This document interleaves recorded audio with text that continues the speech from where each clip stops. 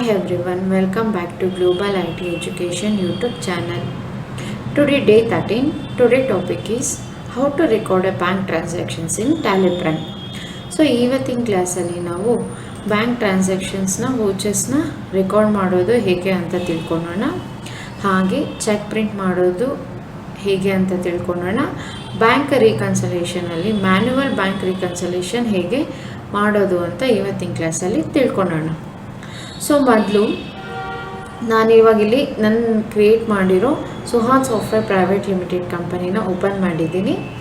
Next gateway of Tally under ಮಾಸ್ಟರ್ಸಲ್ಲಿ ಆಲ್ಟರ್ನ select ಮಾಡ್ಕೊಳ್ಳಿ. ಯಾಕೆ ಅಂತ ಅಂದರೆ ನಾವು ಬ್ಯಾಂಕ್ ಓಚರ್ಸ್ನ ರೆಕಾರ್ಡ್ ಮಾಡೋಕ್ಕಿಂತ ಮುಂಚೆ SBI ಕರೆಂಟ್ ಅಕೌಂಟ್ನ ಕಾನ್ಫಿಗರ್ ಮಾಡಬೇಕು. ಸೊ ಯಾಕೆ ಅಂತಂದರೆ ನಾವು ಚೆಕ್ ಪ್ರಿಂಟ್ನ ಮತ್ತು ಬ್ಯಾಂಕ್ ರೀಕನ್ಸಲೇಷನ್ ಮಾಡ್ತಿರೋದ್ರಿಂದ ಅದನ್ನು ಮಾಡಿಬಿಟ್ಟು ಅದ್ರದ್ದು ಕಾನ್ಫಿಗರ್ ಏನಿದೆಯೋ ಆ ಸ್ಟೆಪ್ಸ್ನ ಫಾಲೋ ಮಾಡಬೇಕು. ಸೊ ಮೊದಲು ಆಲ್ಟರ್ನ ಸೆಲೆಕ್ಟ್ ಮಾಡ್ಕೊಳ್ಳಿ.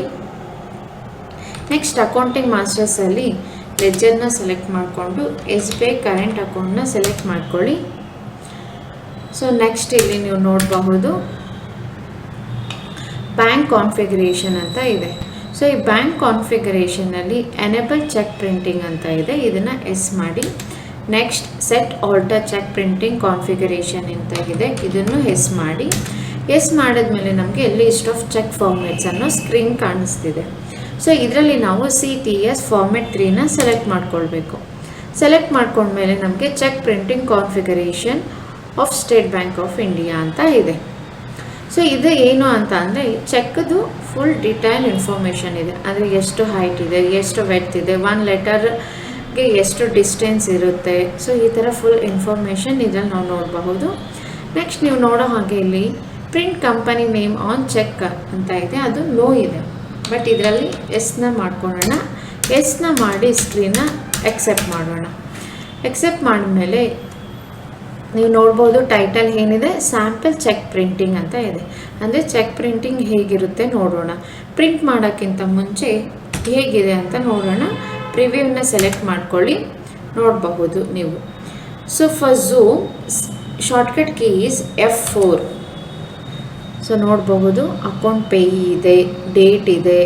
ನೆಕ್ಸ್ಟ್ 9,99,990 ರೂಪೀಸ್ ಅಂತ ಇನ್ ವರ್ಡ್ಸಲ್ಲೂ ಇದೆ, ನಂಬರ್ಸಲ್ಲೂ ಇದೆ. For Suhan software private limited company name ಸಹ ಇದೆ.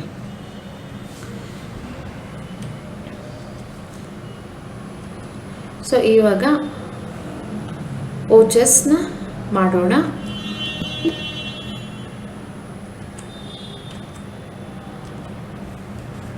ಸೊ ಟ್ರಾನ್ಸಾಕ್ಷನ್ಸಲ್ಲಿ ಓಚರ್ಸ್ನ ಸೆಲೆಕ್ಟ್ ಮಾಡ್ಕೊಳ್ಳಿ. ನೆಕ್ಸ್ಟು ಇದು ನಾವು ಪೇಮೆಂಟ್ ವೋಚರ್ ಮಾಡ್ತಿರೋದ್ರಿಂದ F5 shortcut key to select payment voucher. Next F2 date ಹಾಕಿ 2nd July.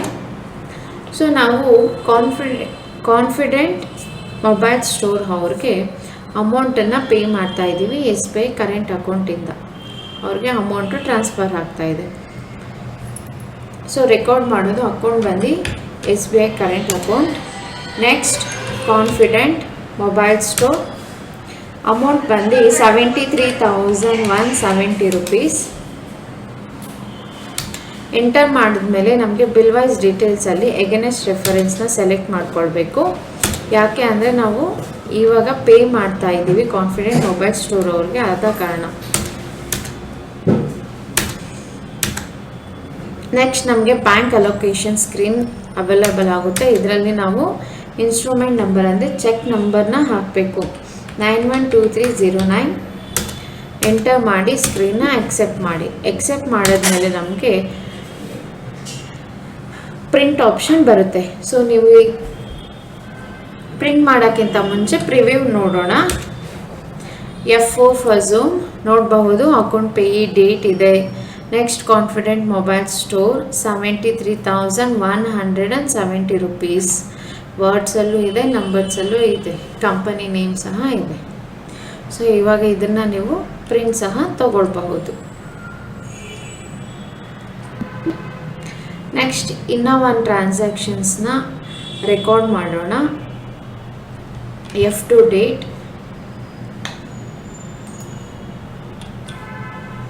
On 8th July, account SBI current account, Shan Enterprises, amount 12,000, against reference.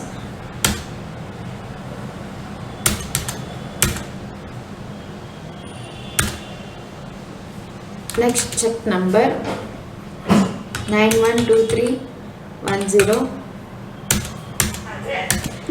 Enter ಮಾಡಿ ಸ್ಕ್ರೀನ್ನ ಆಕ್ಸೆಪ್ಟ್ ಮಾಡಿದ್ದೀನಿ. So ಇವಾಗ ನಾನು check ಪ್ರಿಂಟಿಂಗ್ನ ಹೇಗೆ ನೋಡೋದು ಅಂತ ನೋಡೋಣ. ಸೊ ಅಂಡರ್ ಯುಟಿಲಿಟೀಸಲ್ಲಿ ಬ್ಯಾಂಕಿಂಗ್ನ ಸೆಲೆಕ್ಟ್ ಮಾಡ್ಕೊಳ್ಳಿ. ಬ್ಯಾಂಕಿಂಗ್ನ ಸೆಲೆಕ್ಟ್ ಮಾಡ್ಕೊಂಡ್ಮೇಲೆ ಚೆಕ್ ಅಂಡರಲ್ಲಿ ಚೆಕ್ ಪ್ರಿಂಟಿಂಗ್ ಅಂತ ಇದೆ, ಅದನ್ನು ಸೆಲೆಕ್ಟ್ ಮಾಡ್ಕೊಳ್ಳಿ. ನೆಕ್ಸ್ಟ್ ನಮಗೆ 2 ಬ್ಯಾಂಕ್ ಅಕೌಂಟ್ ಕಾಣಿಸ್ತಿದೆ, ಕೊಟಕ್ ಬ್ಯಾಂಕ್ ಕರೆಂಟ್ ಅಕೌಂಟ್ ಮತ್ತು SBI current account. So select SBI current account. So ನೀವು ನೋಡೋ ಹಾಗೆ ನಮಗೆ ಇಲ್ಲಿ 3 ಟ್ರಾನ್ಸಾಕ್ಷನ್ಸ್ನ ರೆಕಾರ್ಡ್ ಮಾಡಿರೋದಿದೆ.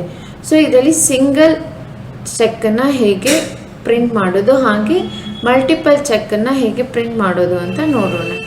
ಸೊ ಫಸ್ಟ್ ಸಿಂಗಲ್ ಚೆಕ್ಕನ್ನು ಹೇಗೆ ಅಂತಂದರೆ ಕಾನ್ಫಿಡೆಂಟ್ ಮೊಬೈಲ್ ಸ್ಟೋರ್ನ ಸೆಲೆಕ್ಟ್ ಮಾಡ್ಕೊಳ್ಳಿ. ನೆಕ್ಸ್ಟ್ Ctrl+P, ಎಂಟರ್, ಪ್ರಿಂಟ್ ಸಹ ಮಾಡಿ. Next preview, select preview. Next F4 for zoom ನೋಡಬಹುದು. ನೆಕ್ಸ್ಟ್ ಇವಾಗ ಮಲ್ಟಿಪಲ್ ಚೆಕ್ಕನ್ನು ಹೇಗೆ ಪ್ರಿಂಟ್ ಮಾಡೋದು ಅಂತ ನೋಡೋಣ. So select Shan enterprises and PK furniture. Ctrl+P for print, enter. Next select preview. ನೋಡಬಹುದು ನೀವು F4 for zoom, 12,000 only, Shan Enterprises.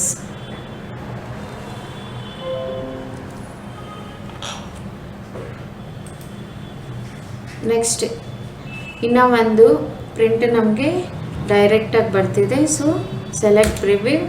ನೋಡಬಹುದು ನೀವು PK ಫರ್ನಿಚರ್ಸ್ ಅಮೌಂಟು 50,000.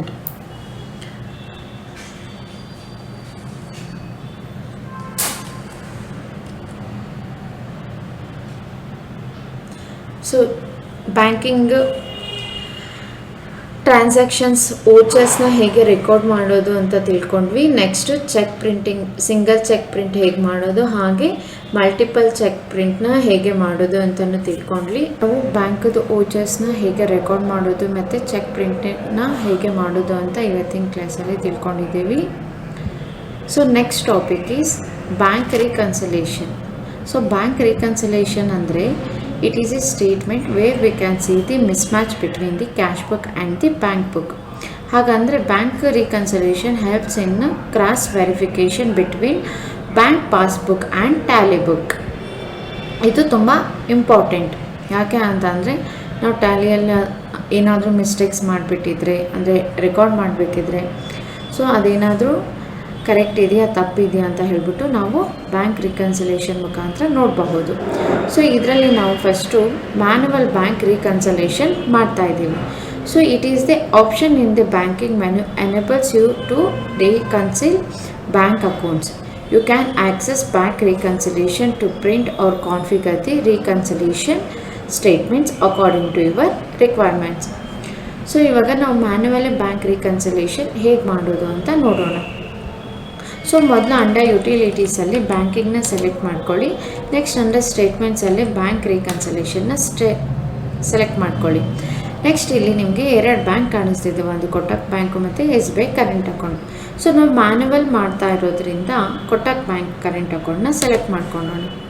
ಸೊ ಇಲ್ಲಿ ನೋಡಬಹುದು ನೀವು Kotak bank current account select ಮಾಡ್ಕೊಂಡಿದ ತಕ್ಷಣ ನಮ್ಗೆ ಏನೇನಿದೆ, ಡೇಟ್ ಇದೆ, ಲೆಡ್ಜರ್ಸ್ ನೇಮ್ಸ್ ಇದೆ, ಓಚರ್ ಟೈಪ್ ಇದೆ, ಟ್ರಾನ್ಸಾಕ್ಷನ್ ಟೈಪ್ ಇದೆ, ಇನ್ಸ್ಟ್ರೂಮೆಂಟ್ ನಂಬರ್ ಇದೆ, ಇನ್ಸ್ಟ್ರೂಮೆಂಟ್ ಡೇಟ್ ಇದೆ, ಬ್ಯಾಂಕ್ ಡೇಟ್ ಇದೆ, ಹಾಗೆ ಡೆಬಿಟ್ ಆ್ಯಂಡ್ ಕ್ರೆಡಿಟ್ ಅಮೌಂಟ್ ಇದೆ. ಸೊ ಇಲ್ಲಿ ಬ್ಯಾಂಕ್ ಡೇಟ್ಸ್ ಮಾತ್ರ, ಇನ್ನು ಆ ಕಾಲಮ್ ಮಾತ್ರ ಖಾಲಿ ಇದೆ. ಸೊ ಇವಾಗ ನಾವು ಬ್ಯಾಂಕ್ ಡೇಟ್ಸ್ನ ಅಪ್ಡೇಟ್ ಮಾಡಬೇಕು.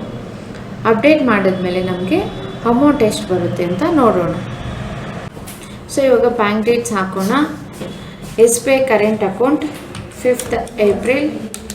Next labour charges 9th April. Next Sky Solutions 26th May. Next Vimal Enterprises 28th May. Next RY Info System 29th May. Next Keshav Mobile Zone is 16th June. Next Sky Solution 25th June. So balance as per bank ಎಷ್ಟಿದೆ 8,23,855 rupees ಇದೆ. So ಇದು bank ಪ್ರಕಾರ ಆಯಿತು. ಇವಾಗ ನಾವು cash ಬುಕ್ಕಲ್ಲಿ ಎಷ್ಟು amount ಇದೆ ಅಂತ ನೋಡೋಣ.